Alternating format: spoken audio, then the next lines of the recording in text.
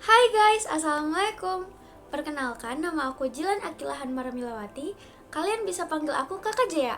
Hari ini, aku pengen ajak teman-teman semua buat cari tahu apa sih yang dimaksud dengan short term memory dan long term memory. Penasaran kan? Sebelum masuk ke videonya, jangan lupa subscribe channel aku dan like video aku supaya kalian gak ketinggalan informasi apa lagi selanjutnya yang bakal aku share. Dah. Baik, masuk ke yang pertama ya. Short term memory.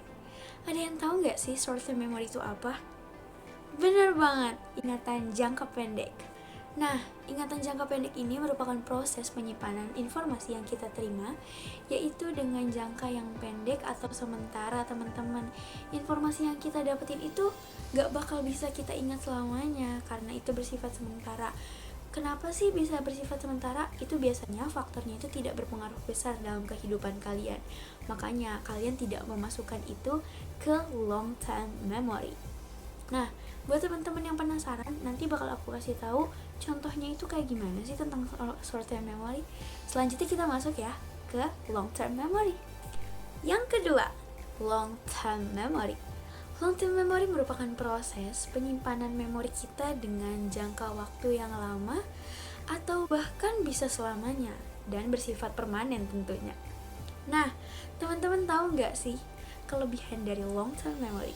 Selain bisa mengingatnya dengan benar, kita bisa mengingat lebih tepatnya dengan jelas kejadiannya, tepatnya itu kapan, karena itu disimpan dari long term memory kalian. Biasanya long term memory itu berpengaruh besar terhadap diri kalian, makanya bisa bersifat permanen kayak waktu itu. Waktu aku ulang tahun, aku diginiin sama mama papa aku.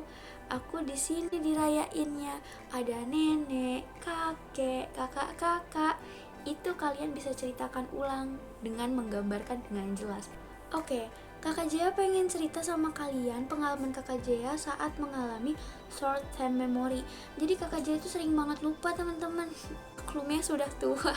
Jadi waktu itu aku pernah di suatu tempat, kayak aku disuruh sama mama aku, Jaya, tolong ya beliin mama toge 2000. Tapi mama aku sempat ngomong call, enggak deh toge gitu. Jadi pas udah sampai aku ingat, tapi pas aku pengen nyebutin aku lupa, kayak tadi call apa toge ya gitu. Aku tanya temen aku, tapi temen aku nggak dengar. Terus aku bilang toge bu, toge gitu. Itu karena diakibatkan informasinya itu nggak terlalu berpengaruh besar ke aku, karena tujuan aku saat itu aku pengen beli kado buat temen aku. Jadi aku belinya setelah aku beli kado. Jadi aku keburu lupa, teman-teman. Nah, jadi kayak gitu sih teman-teman simpelnya. Jadi aku kayak masih ingat semuanya secara detail. Aku ulang tahun di tanggal 1 April.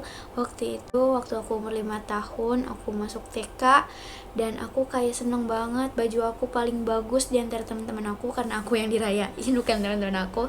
Terus aku kayak seneng gitu, jadi aku bisa mengenang selama hidup aku. Waktu aku kecil aku pernah dirayain, terus kayak aku seneng banget hari itu. Jadi kayak berdampak besar aja sih teman-teman, jadi masih bisa kita inget banget. Itu sih yang masuk ke kategori long term memory, karena masih bisa kita ingat, bersifatnya itu lama, dalam jangka waktu lama, atau bahkan malah permanen gitu teman-teman. Udah pada ngerti kan ya perbedaan antara long term memory dan short term memory? Buat contoh-contohnya juga udah aku contohin. Kalian ada nggak sih cerita tentang short term memory dan long term memory? Pasti ada kan? Nah, kira-kira kayak gitu teman-teman. Buat teman-teman semua, ada nggak yang cerita tentang short term memory atau long term memory-nya itu menarik? Kalau ada, yuk berbagi di kolom komentar, kita seru-seruan bareng ya teman-teman. Nah, sekarang saatnya Kakak Jaya undur diri nih, karena informasi yang Kakak Jaya kasih udah cukup buat kalian. Semoga bermanfaat ya teman-teman. Sampai jumpa di informasi selanjutnya. Bye. Assalamualaikum.